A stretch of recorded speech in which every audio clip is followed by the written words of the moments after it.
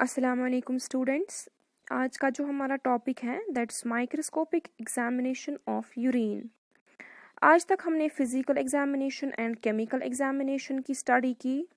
आज जो हम स्टडी करेंगे दैट्स यूरिन की माइक्रोस्कोपिक एग्जामिनेशन कैसे और क्यों करते हैं। माइक्रोस्कोपिक एग्जामिनेशन जो है रीनल डिसऑर्डर्स को, यूरिनरी ट्रैक्ट डिसऑर्डर्स को डिटेक्ट करने के लिए, इवैल्यूएट करने के लिए, this is the valuable diagnostic tool. Microscopic examination is the most valuable diagnostic tool. Urine में जो भी माइक्रोस्कोपिक एलिमेंट्स प्रेजेंट होते हैं उनको हम कलेक्ट करते हैं in the form of deposit bye centrifugation. फिर उस सेडिमेंट का एक छोटा सा ड्रॉप लेते हैं हम गिलास स्लाइड पे और उसको हम एग्जामिन करते हैं। लेकिन सबसे पहले we have to take care, जिस यूरिन की हमें माइक्रोस्कोपिक एग्जामिनेशन करनी होगी that urine should be freshly voided. जो भी हमने माइक्रोस्कोप पे एग्जामिनेशन करनी होगी यूरिन की, वो हमें फ्रेशली वाइडेड होना चाहिए। We should not delay the microscopic examination.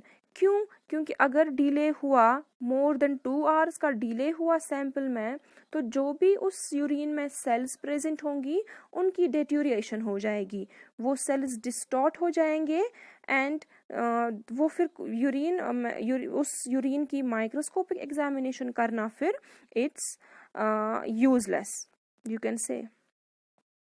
So urine microscopy में हम क्या करते हैं, जो मैंने अभी कहा कि हम यूरिन सेडिमेंट लेते हैं, उसी यूरिन सेडिमेंट में सारे सॉलिड मटेरियल्स जो है सस्पेंडेड होते हैं।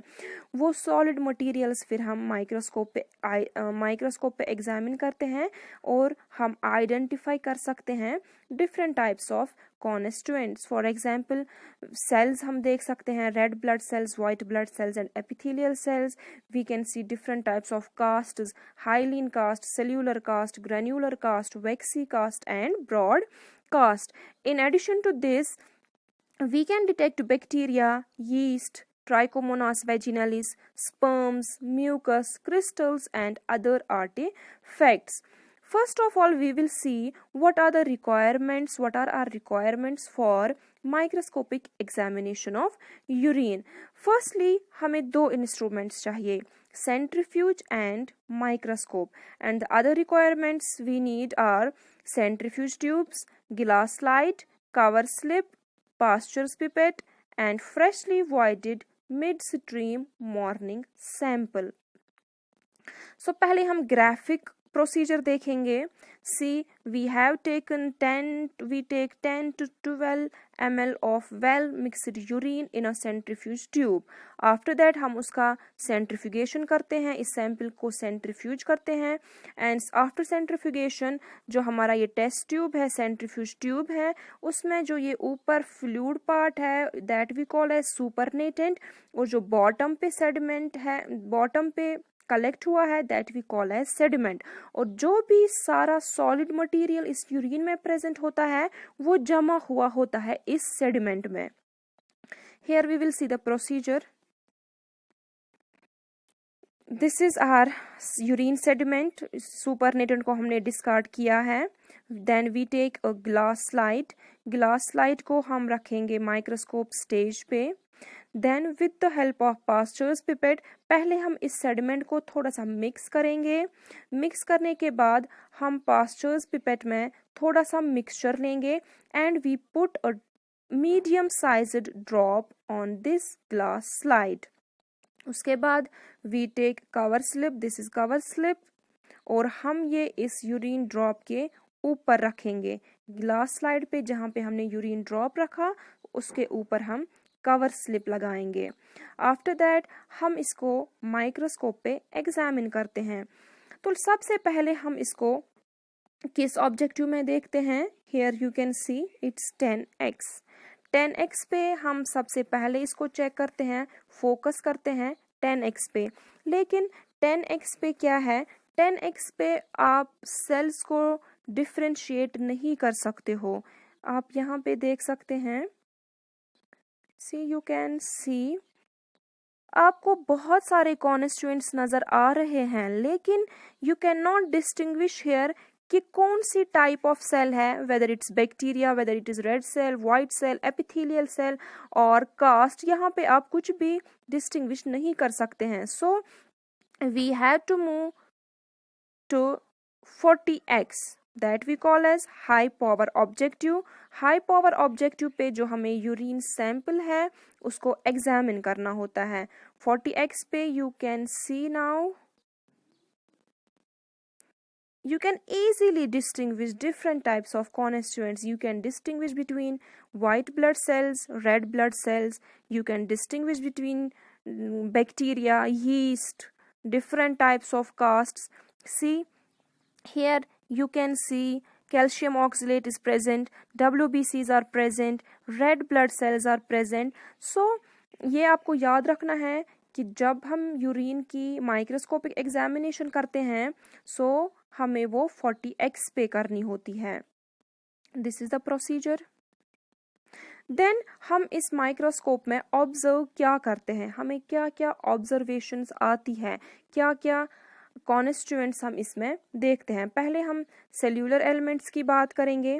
सेल्स में कौन कौन सी टाइप होती है, red blood sales, white blood cells and epithelial cells. First we will talk about red blood cells. As you know, last के लेक्चर में भी मैंने आपको कहा कि जो नॉर्मल यूरिन है उसमें 1 या 2 RBCs आनी चाहिए, not more than 2. So normally 1-2 red blood cells हमें दिखेंगी यूरिन सैंपल में.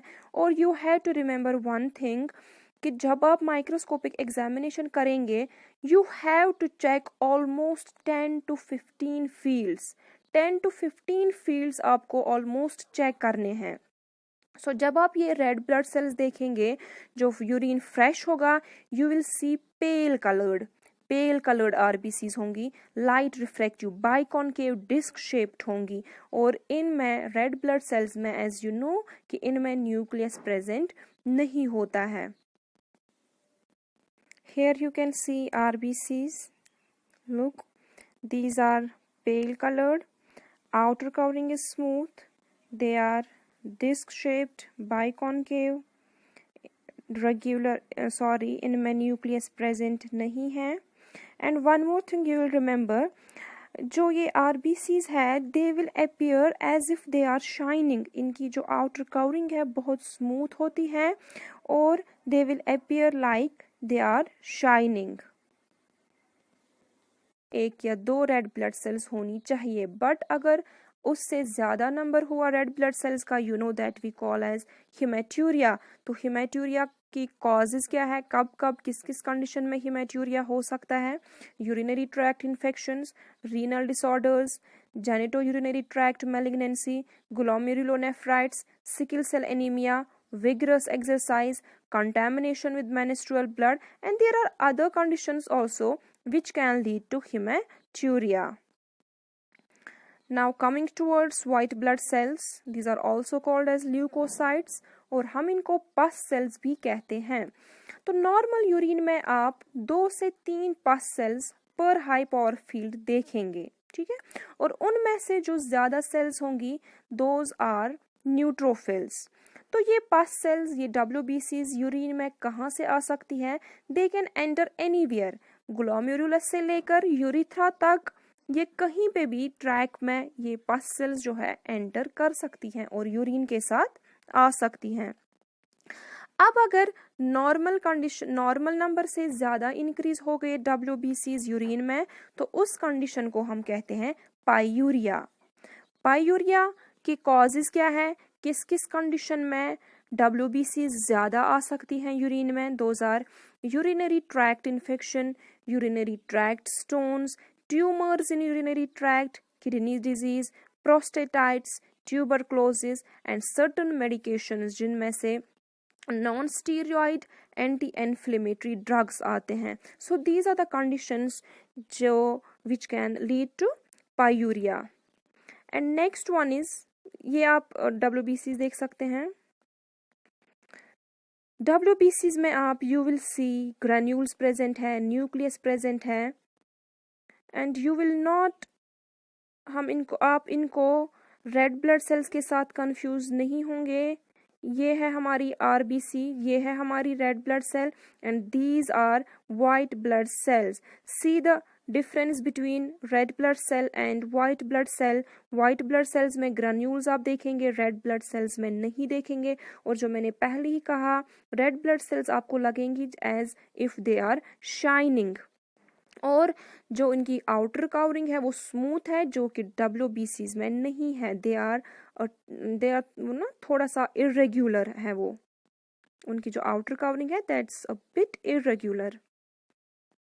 So now coming towards the epithelial cells. Normally आप यूरिन में 3 से 5 एपिथेलियल सेल्स देख सकते हैं पर हाई पावर फील्ड। तो ये सेल्स कहाँ से, ये भी कहीं भी यूरिनरी ट्रैक्ट में एंटर कर सकती हैं, from proximal convoluted tubules to the urethra, और they can enter through the vagina. तो नॉर्मली 3 से 5 आप देख सकते हैं यूरिन में, लेकिन अब अगर आप इससे ज्यादा, अगर आप मार्क्ड इंक्रीज देखोगे एपिथेलियल सेल्स में, सो वो आप कब देखेंगे, जब डिस्ट्रक्शन हुई होती है टिश्यूज की इन यूरिनरी ट्रैक्ट। यूरिनरी ट्रैक्ट में अगर टिश्यूज की डिस्ट्रक्शन होती है तो उस कंडीशन में आप एपिथेलियल सेल्स जो है ज्यादा देखेंगे यूरिन में। एंड एपिथेलियल सेल्स के हमारे पास 3 टाइप्स हैं, renal epithelial cells, or you can say tubular epithelial cells. Second one is squamous epithelial cells, and third one is transitional epithelial cells. In this image, this is squamous, this is transitional, and this is renal. सो जो renal epithelial cell है या tubular epithelial cell है, ये slightly larger होती है leucocyte से। WBC से ये थोड़ी सी छोटी होती है, और इनमें बड़ा न्यूक्लियस होता है, बड़ा राउंड न्यूक्लियस प्रेजेंट होता है। इनकी जो शेप है दैट्स क्यूबाइडल, फ्लैट और columnar. And now coming toward squamous. Squamous epithelial cells जो है ये इन तीनों टाइप में से सबसे बड़ी सेल्स होती हैं, फ्लैट होती है और इरेग्युलरली शेप्ड होती है। इनमें जो साइटोप्लाज्म है वो एबंडेंट होता है, और न्यूक्लियस सेंटर में बहुत छोटा होता है। और ये ट्रांजिशनल सेल्स जो है ये थोड़ी सी बड़ी होती है WBC से, 3 to 4 टाइम्स बड़ी होती है ये as compare to white blood cells. And इनकी जो शेप होती है पेयर शेप्ड और राउंड शेप्ड होती है, और occasionally these cells may contain 2 nuclei. Then we have bacteria. We can also detect bacteria under microscope, but जो freshly voided urine, normal urine होगा, वो बैक्टीरिया फ्री होता है, उसमें बैक्टीरिया प्रेजेंट नहीं होता है। बट कॉन्टैमिनेशन की वजह से, चाहे कॉन्टैमिनेशन यूरिथ्रा में हो, वेजिना में हो, या कहीं एक्सटर्नल सोर्स में हो, उस वजह से बैक्टीरिया आ सकता है यूरिन में, वरना नॉर्मली यूरिन में बैक्टीरिया प्रेजेंट नहीं होना चाहिए। अब अगर बहुत ज़्यादा बैक्टीरिया प्रेजेंट होगा यूरिन में along with WBCs, अगर बैक्टीरिया बहुत सारा प्रेजेंट होगा यूरिन में, that indicates urinary tract infection. Here we will see the bacteria. जो ये लाइन्स जैसी आप देख रहे हैं, these are bacteria. This is WBC. In between WBCs you can see bacteria. Here you will also see जो ये लाइन्स जैसी आपको दिख रही है, these are bacteria.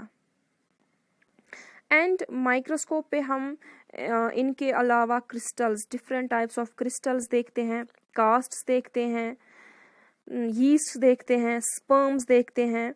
सो वो सब इंशाल्लाह हम नेक्स्ट लेक्चर में देखेंगे। टिल देन टेक केयर, अल्लाह।